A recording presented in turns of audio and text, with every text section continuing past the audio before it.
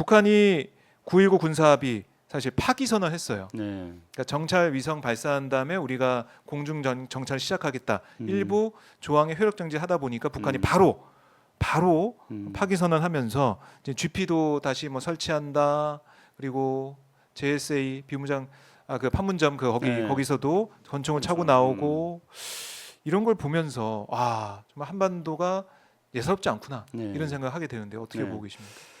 그것도 저는 뭐 적절한 영향을 미쳤을 거라고 생각합니다. 물론 사우디도 현재 이스라엘하고 팔레스타인의 전쟁 때문에 사우디도 인접 국가로서 그 문제가 어떤 뭐 아무런 영향을 미치지 않았을 거라고는 볼 수는 없습니다. 그렇지만 이제 사우디 같은 경우에는 2030을 하는 거기 때문에, 그리고 사우디는 그 팔레스타인하고 이스라엘의 그 분쟁의 당사 국가는 또 아니고, 그리고 또 2030이 되면은 이 분쟁은 또 다른 국면으로 옮겨갈 수 있을 거라는 판단들을 누구나 다 할 수 있었을 거라고 봅니다. 네.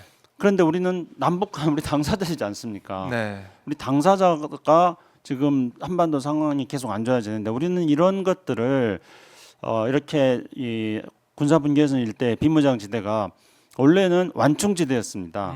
그게 완충지대여 가지고 서로 간의 충돌을 완화시키는 공간이었습니다. 그런데 그 완충지대가 이제 어느 날 갑자기 이 중무장지대로 바뀌었습니다. 그 이제 중무장지대로 바뀐 거를 9.19 군사 합의를 통해 가지고 이 완충지대를 더 넓히면서 공중과 그다음에 해상과 육상으로 완충지대를 넓히면서 이 중무장지대인 비무장지대를 평화지대로 전환시키기 위한 노력을 우리는 이제 9.19 군사합의를 통해서 계속 해왔습니다. 그런데 9.19 군사합의가 지금 거의 이제 무효화되다시피 하면서 이 그 평화지대로 전환돼 나가려고 했던 비무장지대가 DMZ가 다시 중무장지대로 지금 되돌아가 버리는 거예요. 그렇게 되면 이제 그 군사분계선 일대에서 뭐 잦은 충돌이 발생하게 되고, 이런 군사 분계선 일대 잦은 충돌이 발생하는 것들을 우리가 보통 이제 코리아 리스크라고 합니다. 네. 우리가 이제 남북이 분단된 상황에서 남북의 충돌과 대치가 우리가 리스크를 안고 있다는 거죠. 근데 코리아 리스크는 또 이제 다른 말로 한다면은 이거는 이제 한국에 대한 평가절하, 그러니까 코리아 디스카운트라고 합니다. 만약에 그런 그 군사 분계선 일대에서의 긴장이 고조된다면은 그건 한국에 대한 평가가 달라져 버리는 거예요. 코리아 리스크는 한국에 대한 평가를 그냥 저평가시키는 겁니다. 다운시켜 버리는 거예요. 그러면은 이건 이미 우리가 다 알고 있는 사실입니다. 코리아 리스크 때문에 군사분계선 일대에서의 충돌이 발생하게 된다면은 이걸로 우리가 대한민국이라는 국가 브랜드 가치가 저평가된다, 깎인다는 겁니다. 그러면은 당연히 대한민국에 대해서 불안하게 생각하는 국가 브랜드 가치가 깎이는데, 그러면 그게 당연히 부산 엑스포 유치하는데도 저는 직간접적인 영향을 미쳤을 거라고 생각합니다. 그렇기 때문에 우리가 어떤 평화를 어떻게 만들어 나가야 될 것인가 하는 거는 눈에 보이는 군사적 충돌을 예방하는 것인가 동시에 마치 공기처럼 눈에 보이지 않는 대한민국의 브랜드 가치를 높이는 것들이 바로 평화를 만들어 나가는 길인 것입니다. 그래요. 평화의 중요성을 우리는 강조하고 있는데 어제 윤석열 대통령이 민주평통 전체회 개회사에서 뭐라고 했냐면, 진정한 평화는 압도적이고 강력한 힘과 나 자신을 지키기 위해 언제든 그러한 힘을 사용할 것이란 단호한 의지에 의해 구축되는 거다. 상대방의 선의에 기댄 평화는 꿈과 허상에 불과하다는 것을 인류 역사가 증명하고 있다. 이렇게 얘기를 했어요. 네. 뭐 결국 뭐 힘을 쓰는 힘을 좀 내보이면서 평화를 좀 유지해 보겠다, 이걸 다시 한번 확인한 셈이 됐는데요. 어떻게 들으셨습니까? 저기 박준 기자님, 제가 마지막 공직 생활을 어디서 했습니까? 민주평통에서. 제가 민주평통 사무처장이지 않습니까? 분위기가 이렇게 확 달라지나요? 그러게 말입니다. 근데 윤석열 대통령의 그 금방 이야기했던 무슨 뭐 힘에 의한 평화 뭐 이런 것들은 이제 이 방송에서 정말 말하기에도 입이 아픈데요. 다시 한번 좀 말씀드려 보겠습니다. 그러니까 우리가 튼튼한 국방을 바탕으로 해서 교류와 협력을 하고, 그리고 또 유능한 외교를 하고, 이렇게 해가지고 대한민국의 어떤 안전과 그리고 대한민국의 성장과 대한민국의 미래 비전을 만들어 나가는 겁니다. 그러니까 분명히 튼튼한 국방이 기초가 돼야 됩니다.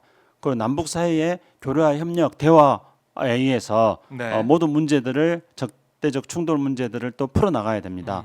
그리고 국제적으로는 유능한 외교를 해야 됩니다. 이런 게 바로 대한민국의 안보를 보장하는 거고 대한민국의 미래 발전과 번영을 보장하는 것입니다. 그런데 지금 윤석열 대통령은 계속 윤석열 대통령이 하는 거는 계속 힘에 의한 평화인데 윤석열 대통령의 힘에 의한 평화는 이런 어떤 분쟁을 평화적으로 해결할 수 있는 수단과 능력을 갖추지 않는 것입니다. 그래서 이거는 힘에 의한 평화가 아니라 제가 늘 이야기했지만 힘만 쓰는 평화입니다. 그리고 그런 어떤 분쟁, 남북한의 군사적 충돌을 평화적 수단에 해결해 나가야 되는 것과 동시에 다른 나라들하고 유능한 외교를 해야 됩니다. 미국, 중국, 일본, 뭐 러시아 그리고 네. 아세안 국가들, 유럽 국가들, 아프리카 국가들하고 모두가 다 대한민국의 국가 이익을 중심을 해가지고 유연한 외교를 펼쳐 나가는 이게 바로 유능한 외교입니다.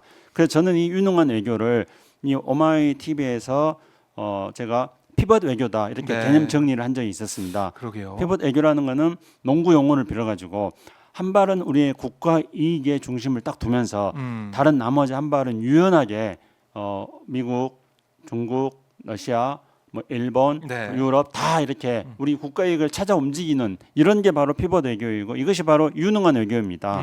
그런데 지금 윤석열 정부 이번에 부산 엑스포 실패한 것에서 알 수 있듯이 외교가 없지 않습니까? 네. 외교 윤석열 정부에 있는 외교라는 건 뭐냐면 오로지 냉전 시대에 어떤 적과 아로 이분법적으로 나눠놨던 그것밖에 없습니다. 가치 외교라고 그렇죠. 얘기를 했었죠. 그래서 한미일 삼각관계에 몰빵하는 외교입니다. 그렇기 때문에 유능한 외교가 아닌 거죠. 그래 외교가 없고 남북 사이에 충돌을 평화적 수단에 의해서 해결할 수 있는 네. 그런 어떤 대화와 협상의 능력이 있어야 됩니다. 근데 윤석열 대통령은 사우디에 가가지고는 사우디하고 후티 반군하고 대화와 협상해 가지고 평화적으로 해결해라. 사우디에 가가지고는 그렇게 말한단 말입니다. 그것이 가짜 평화다고 말하지 않고. 네. 근데 윤석열 대통령은 그런 어떤 튼튼한 안보와 유능한 외교에 기초해서 대화와 협상을 해 나가는 것들을 가짜 평화라고 이야기합니다. 그렇기 때문에 결국은 윤석열 대통령이 추구하는 것은 힘만 쓰는 평화밖에 없는 것입니다. 그럼 민주평화통일자문회의가 힘만 쓰는 평화를 한답니까? 민주평화통일자문회의는 헌법기관입니다. 네. 우리나라 헌법전문회는 우리 모든 국민들에게 평화통일의 사명을 부여하고 있습니다. 우리 박종호 기자님도 대한민국 헌법 전문에 따르면 평화통일의 사명을 지금 부여받고 있습니다. 네. 우리 청취자 여러분들도 지금 대한민국 헌법에 따르면은 평화통일에 대한 사명을 부여받고 있는 겁니다. 그래서 헌법에는 민주평화통일자문회의라는 대통령의 자문기구를 만들어 가지고 네. 평화통일을 추구하기 위한 국민적 의지와 힘을 결집시키는 그런 조직을 만든 겁니다. 근데 그런 조직에서 헌법에 의해서 평화통일에 대한 사명을 부여받고 이걸 실천하기 위해서 만들어진 민주평화통일자문회의에 가가지고 윤석열 대통령이 힘만 쓰는 평화를 이야기하는 거는 네. 정말로 이 국가를 어떻게 경영해 나가는 것인가에 대해서 물음표, 의문을 던지지 않을 수 없는 것이죠. 자, 그러니까 우리 이제 외교 쭉 해왔던 걸 보면 가치 외교 그리고 북한에 대해서도 힘에 의한 평화, 그러니까 힘만 쓰는 평화를 얘기해 왔는데 과연 그게 지금 세계 정세와 또 북한과의 관계에 있어서 한반도의 평화를 위해서 맞는 것이냐 근본적인 문제를 제기할 수밖에 없는 거고 자 이렇게 되다 보니까 한반도의 긴장이 높아지고 그러다 보면 한반도의 긴장이 계속 높아지다 보면 우발적인 충돌도 있을 거다 그렇죠. 그런 우려가 있는 것이고 접경 지역에 있는 우리 국민들은 너무나 걱정이 되고 있는데 그래서 이거를 긴장을 좀 낮출 수 있는 그런 방향을 어떻게 찾을 것이냐 이게 앞으로 중요해 보이거든요. 하지만 우리가 그동안 써왔던 중국, 러시아 이 지렛대 거의 우리가 잃어버린 것 같아요. 왜냐하면 이번에 유엔 안보리를 보면은 뭐 결국 위성 발사를 했을 때 그때 뭐 쓰인 기술이 어쨌든 네. ICBM 그 쓰는 기술하고 똑같기 때문에 네. 그 제재를 받는 거 아니겠습니까? 네. 다시 또 유엔 안보리에서 그 사안을 논의했는데 아무것도 못하고 그냥 성과 없이 네. 끝나버렸어요. 중국하고 러시아가 북한 편을 들면서 네. 끝나버린 건데 이러다 보니까 한반도 긴장 완화할 수 있는 지렛대도 잃어버리고 네. 그래서 우리는 또 어떻게 해야 되느냐 네. 어떻게 한반도 평화를 위해서 나가야 되느냐 이런 질문을 할 수밖에 없거든요. 한반도 지정학에 대해서 우리가 잘 살펴봐야 됩니다. 한반도 지정학이라는 것은 우리가 대륙과 해양 사이에 있는 반도 국가로서 그러니까 숙명적으로 대륙 세력과 해양 세력의 어느 한 편을 들어가지고 우리가 대륙이나 해양 세력부터 시달리는 이런 숙명론이 한반도 지정학이 아닙니다. 네. 한반도 지정학이라는 것은 우리가 이 반도 국가 이렇게 반도라는 거는 뭐 부정적으로 말할 필요가 전혀 없습니다. 영어도 그렇고 독일어도 그렇고 한 면이 대륙과 연결되어 있는 그런 것들을 반도라고 다 그렇게 이야기하고 있습니다. 네. 그래서 반도 국가의 특징이 뭐냐면은 가교 국가라는 거죠. 브릿지 국가, 그렇죠. 대륙과 해양으로 같이 나가는 브릿지 국가입니다. 그러면은 이건 아까 제가 말씀드렸던 피벗 외교하고도 일맥상통하는 것입니다. 그러니까 대륙과 해양으로 발을 자유롭게 옮겨 나가는 그런 역할들을 해야 되는 것입니다. 그리고 그렇게 하려고 지난 정부들이 많이 노력했어요. 박근혜 정부도 사실은 그렇게 노력을 했습니다. 그래서 박근혜 대통령 천안문 막루에 올라가지 않았습니까? 그렇죠. 그런 것도 저는 뭐 평가해줘야 될 부분은 또 있다고 생각합니다. 근데 뭐 역사적으로도 그렇게 대한민국의 어떤 가교 국가로서의 역할을 찾아 나가려는 노력들이 많이 있었습니다. 네. 그런데 지금 이제 윤석열 정부는 그 대한민국을 어떤 지정학의 숙명 속으로 빠뜨리고 있습니다.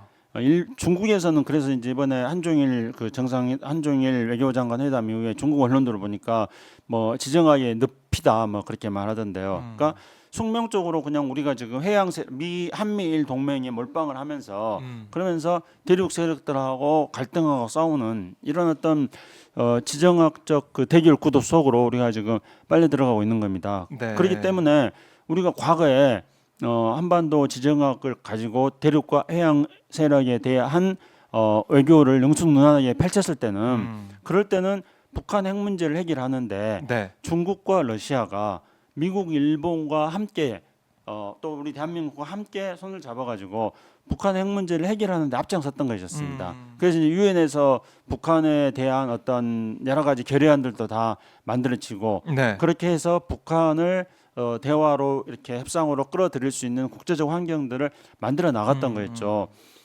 그렇는데 지금 이제 박종희 기자님 말씀대로 우리는 완전히 지금 그때하고는 전혀 다른 그래가지고 지정학적 편가르기에 우리 대한민국이 가장 선봉에 서 있습니다. 네. 그런데 우리만 그렇게 편가르기 하는 선봉에 서 있고 미국은 지금 중국하고 뭐 대화를 하고 있고 네. 일본도 미국하고 막 손잡으면서 중국과 대립하는 척하면서도 속으로는 또 물밑 대화를 하고 그래서 일본도 지난번에 만났죠. 가서 뭐 기시다 총리 또 다 만나지 않습니까? 시진핑 주석 만나고 그러지 않습니까? 근데 우리만 못 만나지 않아요 지금. 그러니까 우리가 그렇게 하는 것들이 바로 이 한반도 지정학에서 우리는 지금 지정학적 그 대결 구도 속에서 네. 한반도 지정학에서 특정한 세력에 편들게 하는 몰빵 외교를 하는 데서부터 비롯되는 그런 참담한 결과다 이렇게 생각합니다.